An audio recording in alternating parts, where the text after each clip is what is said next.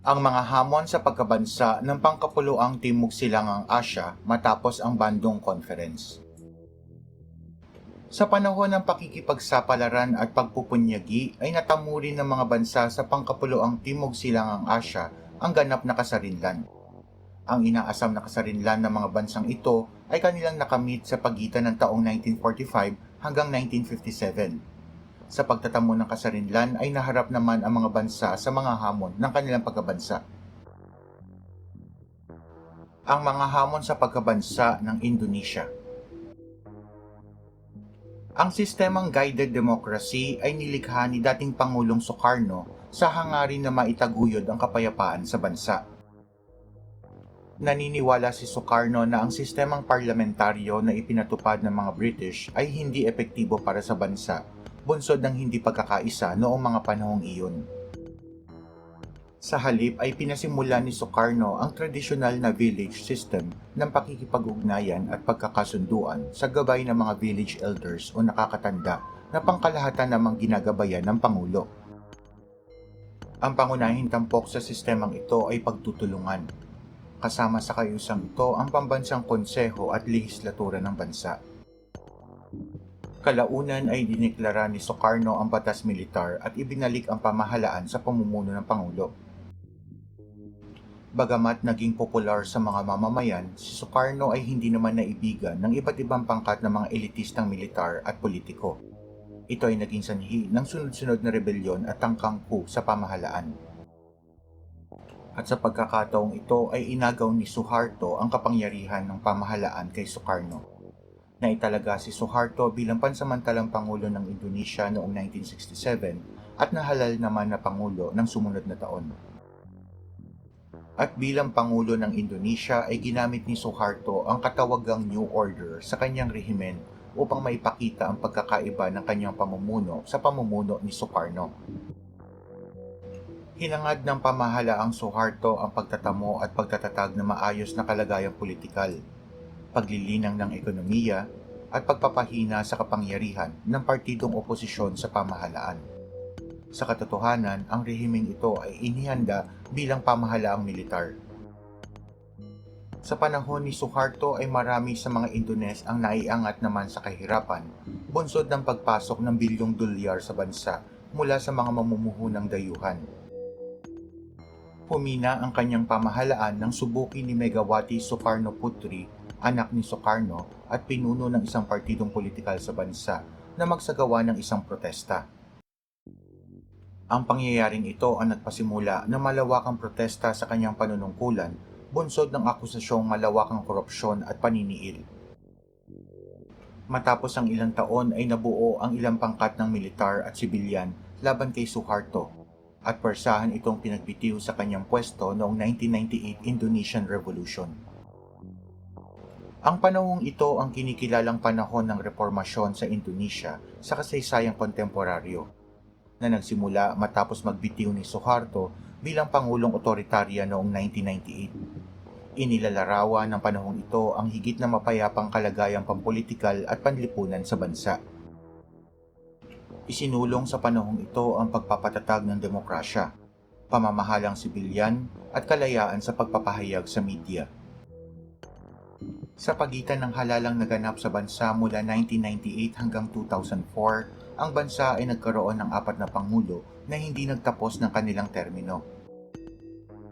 Sa ilalim ng pamumuno ni Megawati, ang mga rehiyong etniko ng Timor-Leste, Aceh at Irian Jaya na hindi mapakali ay nabigyan ng pansin. Ang Timor-Leste ay napagkalooban ng ganap na kasarinlan noong May 20, 2002 at ang Aceh at Irian Jaya ay parehong napagkalooban naman ng otonomiya. Ang Irian Jaya ay naging Papua noong 2002 at nahati naman sa Papua at West Papua noong 2003. Sinubukan din ni Megawati na mangalap ng mga bansang maaaring mamuhunan sa Indonesia, ngunit ang kanyang pamahalaan ay tuluyang bumagsak bunsod ng matinding suliraning pang-ekonomiya at kaguluhang dala ng mga separatist at korupsyon. Noong 2004 ay nanalo sa halalan si Yudhoyono. Sa kabila ng mga sakunang dumaan sa kanyang pamumuno, Ang Indonesia ng mga panahong ito ay naging mapayapa at maunlad. Ang pag-unlad ng ekonomiya ng bansa ay ibinunsod ng pag-angat ng populasyong middle class sa bansa. Ang pagkonsumo ng pangkat na ito ay nakasuporta sa ekonomiya ng bansa sa mahabang panahon hanggang noong pandemya. Ang Indonesia sa ilalim ng pamumuno ni Suharto. Si Suharto ang Pangulo ng Indonesia mula 1967 matapos ang kaguluhang politikal sa bansa hanggang 1998. Masasalamin sa kanyang termino ang pamumunong otoritarian ng may suporta ng militar. Sa ilalim ng kanyang pamumuno ay naranasan sa Indonesia ang matatag na pamahalaan at pagsulong ng ekonomiya. Sinimulan niya ang pagbabago sa ekonomiya sa pamamagitan ng pagsasakatuparan ng iba't ibang alituntunin tulad ng paghimok sa mga dayuhan na mamuhunan sa bansa. Pinagsikapan din ng kanyang pamahalaan ang pagsusulong ng industriya at paglilinang ng infrastruktura. Ang mga pagpupursiging ito ay nagbunga ng makabuluhang pagpapalawak ng ekonomiya, partikular na sa sektor ng langis, yamang likas, pagmamanupaktura at agrikultura. Binigyang pansin din ni Suharto ang pagpapatatag ng pamahalaan sa pamamagitan ng mahigpit na pagkontrol sa mga partidong politikal, media at samahang panlipunan. Ang hindi pagsang-ayon ng anumang pangkat mula sa oposisyon ay kaagad na pinipigilan ng militar at intelihensya ng pamahalaan. Sa kabila ng pagsulong ng ekonomiya ng bansa, nangamba ang mga mamamayan sa talamak na korupsyon at cronyism sa ilalim ng rehimeng Suharto.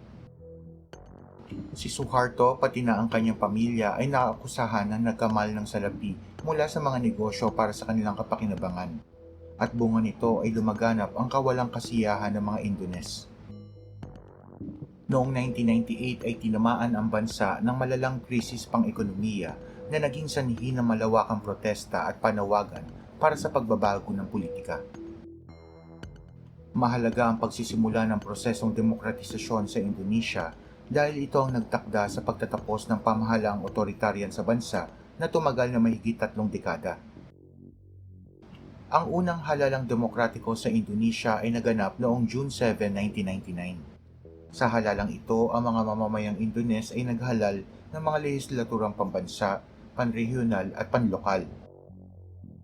Ito ay niluhakan ng mga partidong Golkar ni Suharto at Indonesian Democratic Party of Struggle na kinilalang pinakamalaking partido na pinamunuan ni Megawati Sukarno Putri. Walang partidong nakakuha ng mayoryang posisyon sa parlamento, kung kaya't binuo ang koalisyon ng mga partido sa pamahalaan. Noong October 1999, ang Majelis Permusia Waratan Rakyat Republik Indonesia o MPRRI, ang lehislatura ng Indonesia, ay nagpulong upang maghalal ng Pangulo. Sa sesyong ito ay nahalal bilang Pangulo si Abdurrahman Wahid bilang ika-4 na Pangulo ng bansa. Ang mga hamong kinaharap ng bansang Malaysia. Ang May 13, 1969 riot ay isang marahas na pangyayari na naganap sa Kuala Lumpur, ang kabisera ng Malaysia. Ito ay naganap matapos manalo sa halalan ang partidong oposisyon sa bansa laban sa namamahalang Alliance Party. Ang riot na ito ay ibinunsod ng hindi balanseng distribusyon ng yaman sa bansa sa pagitan ng mga katutubong Malay at hindi Malay. Sa riot na ito ay tinatayang may higit sa 600 ang namatay na ang karamihan ay mula sa pangkat etnikong Chinese. At dahil dito ay idineklara ng Yang Dipertuan o Hari ang state of emergency na nagsuspinde sa parlamento. Matapos nito ay itinatag ang National Operations Council bilang tagapangasiwa ng pansamantalang pamahalaan mula 1969 hanggang 1971. Sa pagkakataong ito ay persahang bumaba sa kanyang pwesto bilang punong ministro ng bansa si Tunku Abdul Rahman at ipinasa ang pangangasiwa ng pamahalaan kay Tun Abdul Razak ng Alliance Party na pinamumunuan ng United Malays National Organization. Ang pagtatagumpay na ito ng UMNO ay nakitaan din ang pagtatagumpay ng interes ng pangkat etnikong Malay at banta naman sa karapatan ng mga pangkat etnikong Chinese at Indian sa bansa. Ang Malaysia sa ilalim ng United Malays National Organization. Ang regime persistence ay tumutukoy sa kakayahan ng isang partidong politikal na mapanatili ang kanilang pamamahala sa loob ng maraming taon. Ang Barisan Nasyonal ng Malaysia ay isang patunay nito. Ito ay sa dahilang namuno sa bansa ang partido mula sa pagkakatatag nito noong 1973 hanggang 2018. Ngunit bakit nga ba nanatiling matatag ang Barisan Nasyonal sa politikang Malaysian? Ito ay dahil sa sinusunod sa Malaysia ang tinatawag na sistemang party dominance o pangingibabaw ng isang partido. Ibig sabihin, nakatutok lamang sa isang partido ang pamamahala sa halip na sa marami pang partido. At mahalaga rin ang impluwensya ng mga etno-relihiyosong pangkat. Gamit ng partido ang estratehiyang pag-apila sa mga pangkat higit sa lahat sa mga malay na nakahihigit ang dami sa populasyon ng bansa. At ipinagmamalaki ng partidong ito ang tala ng kanilang mga nagawa sa pagpapasulong ng ekonomiya na naging kasiyasiya naman sa mga mamamayan. Sa pagdaan ng panahon ay pinangambahan ng partido ang pagbabago sa kalagayan ng lipunan at politika sa bansa. Ito ay naging banta sa tradisyonal na paraan ng pamamahala ng rehimen. Ang paglipat ng mga mamamayan, lalo na ang mga kabataan sa mga pook urban, kamalayang pampolitikal at paglakas ng aktivismo ng kabataan ay kinakabahan ng partido. Ito ay sinabayan pa ng umuunlad na pagkakaisa sa partido ng oposisyon. Sa huli ay naungkat ang malawakang korupsyon at katiwalian sa pamahalaan nang lumabas ang iskandalong may kinalaman sa One Malaysia Development Berhad noong 2015. Ito ay kinagalit at ipinagduda ng publiko sa pamahalaan. At noong halalan ng 2018, ang UMNO ay natalo sa koalisyong oposisyon na Pakatan Harapan sa pamumuno ni Mahathir Mohamad. At matapos ang eleksyon noong May 2018 ay sinimulan ng mga malay ang unang pagbabagong rehimeng pampolitikal. At sa pagkakataong ito, si Mahathir Mohamad ng Pakatan Harapan o Partidong Alliance of Hope ang punong ministro ng bansa. Ang ilan sa hamon na binigyang pokus ng pamahalaan upang masimulan ng pagbabagong politikal ay ang Malay Agenda o Bumiputra Policy, ang 1963 Malaysia Agreement, Political Islam, at malinaw na talatakdaan para sa transisyon ng kapangyarihan. Bilang tugon sa racial riot noong May 1969 ay idiniklara ng pamahalaan sa pamamagitan ng National Economic Policy ang pambansang pagkakaisa. Ang National Economic Policy ay nagtalaga ng dalawang pangunahing layunin. Una ay ang labanan at tapusin ang kahirapan sa bansa nang walang inaalintanang lahi at pagpapaunlad ng kalagayan ng lipunan upang maiwasan at tuluyang mapaalis ang kaisipang pagkakaiba ng lahi sa larangan ng ekonomiya. Sa pamamagitan ng planong ito ay hangad ng pamahalaan na mapagkalooban ang higit na maraming populasyon ng mga malay ng 30% ng lahat ng pangkalahatang kita ng bansa sa ekonomiya. Ang mga hamong kinaharap ng bansang Singapore. Noong May 1959 ay naganap ang halalan sa Singapore para sa bagong lehislatura ng bansa. Sa pagkakataong ito ay nanalo sa halalan ang People's Action Party o PAP. Ang PAP ang pinakadominanteng partido sa Singapore na patuloy na naihahalal mula pa noong 1959. Si Lee Kuan Yew na puno ng partido ang naging unang punong ministro ng bansa. At sa ilalim ng kanyang pamumuno ay hinarap ng PAP ang sumusunod na mga hamon. Ang pagtatagumpay ng PAP ay nakabalisa sa mga dayuhan at lokal na leader ng mga negosyante. Bagamat mula sa moderate na pangkat na partido, marami sa mga miyembro nito ang kilalang mga komunista. At dahil dito, ang karamihan ng mga negosyante sa bansa ay lumipat sa Kuala Lumpur, Malaysia. Sa kabila ng mga pangyayaring ito ay sinimulan ng pamahalaan ng PAP ang masiglang programa upang masolusyonan ang mga suliraning pang-ekonomiya at panlipunan ng bansa. Hinimok ng pamunuan ng PAP ang mga dayuhan at lokal na mamumuhunan sa bansa gamit ang matitibay na paraan gaya ng pagkakaloob ng magaang na buwis at tax holidays sa mga negosyante ng bagong estadong industrial sa Jurong. Ang sistemang edukasyon ay iniayon sa pagpoproduce ng pangkat ng manggagawang kakailanganin ng mga taga-empleyo. Itinatag ang mga paaralang teknikal at bokasyonal at ginamit ang Ingles sa halip na wikang Chinese bilang medium ng pagtuturo. Ang matagal ng suliranin sa pagkabagabag ng mga manggagawa ay sinugpo sa pamamagitan ng pagsama nito sa organisasyon ng National Trades Union Congress na kaakibat ng pamahalaan. Inilunsad din ang pagpopondo sa programang pabahay sa tulong ng Housing and Development Board.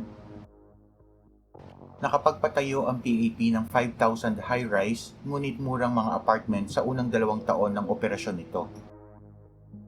At higit sa lahat ay binigyang diin ng PAP ang pagpapahalaga sa meritocracy na nagbibigay halaga sa kwalifikasyon, kakayahan at profesionalismo ng mga kawani ng pamahalaan. Sa kabila ng pagtatagumpay ng kanilang pamamahala sa Singapore, naniniwala ang mga leader ng PAP na ang kinabukasan ng Singapore ay nakasalalay pa rin sa bansang Malaysia. Ramdam nila na hindi nila kayang humiwalay sa Malaysia at ikinampanya ang pagbabalik ng Singapore sa Malaysia na hindi naman sinang-ayunan ng maraming makakomunistang PAP.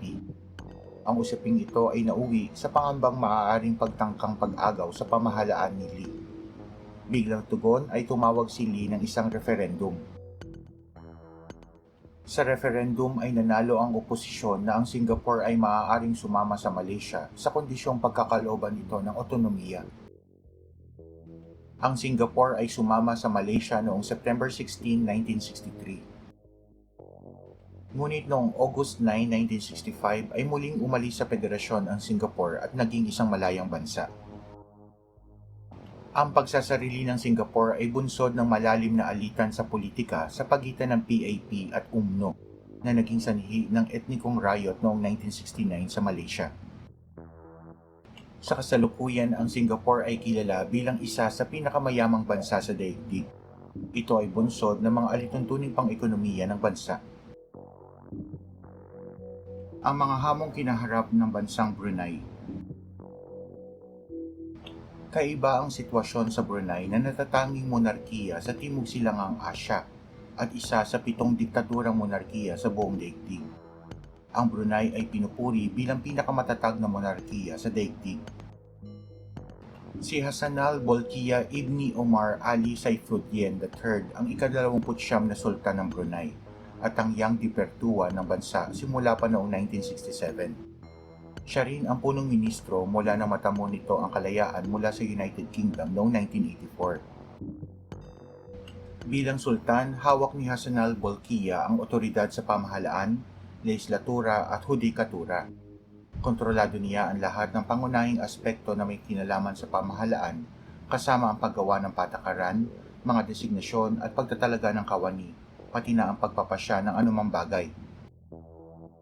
Sa ilalim ng pamumuno ni Sultan Hassanal Bolkiah, patuloy na naging matatag ang kalagayang politikal sa bansa.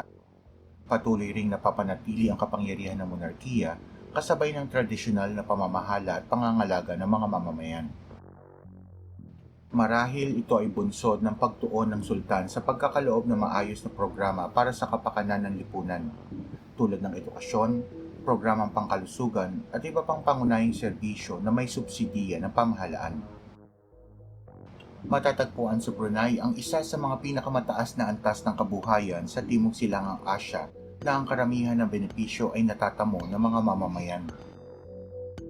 Sinusunod sa Brunei ang konserbatibong interpretasyon ng Islam at ang batas Islamic na kilalang Sharia na may mahalagang papel na ginagampanan sa sistemang legal ng bansa. Noong 2014 ay nagambala ang daigdig nang ipakilala ng Brunei ang ilang batas sa Sharia. Ang ilan sa mga batas na ito ay ang kaparusahang pagputol ng kamay, katumbas ng pagnanakaw at pagbato sa nagkasala hanggang sa mamatay. Ang pagkakamit ng kalayaan ng Timor-Leste. Matapos matamo ang kasarinlan noong May 20, 2002 ay hinangad na ng mga Timorese ang pagkakaroon ng pamahalang demokrasya. Hinarap ng mga Timorese ang hamon ng pagtatatag ng pamahalang demokratiko sa pamamagitan ng pagbabalangkas ng saligang batas at paghahanda sa isang pambansang halalan. Kung kaya't sa pagtatamo ng kasarinlan, sinimula ng mga Timorese ang pagtatatag ng institusyong demokratiko, pagtatalaga ng regular na halalan, at higit sa lahat ang pagpapaunlad ng kalagayang socio-economic sa bansa. Sa kasalukuyan, ang Timor-Leste ay patuloy na nahaharap sa suliranin gaya ng kahirapan, kawalan ng hanap buhay at iba pa. Gayunpaman, ang mga suliraning ito ay patuloy na nagpapatibay sa pundasyon ng bansa na nakabatay sa demokratikong pamamahala. Ang mga sumusunod ay ilan sa kinikilalang naging leader ng kilusang Timorese na nakipaglaban sa pagtatamo ng kalayaan. Xanana Gusmao.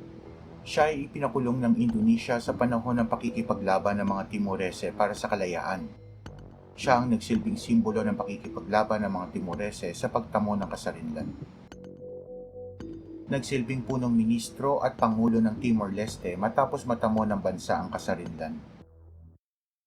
Jose Ramos Horta, nakilala bilang pandaigdigang tagapagsalita ng kampanya ng mga Timorese at napagkalooban ng Nobel Peace Prize noong 1996, bunsod ng kanyang pagsisikap na maisulong ang mapayapang resolusyon sa hidwaang nagaganap sa bansa.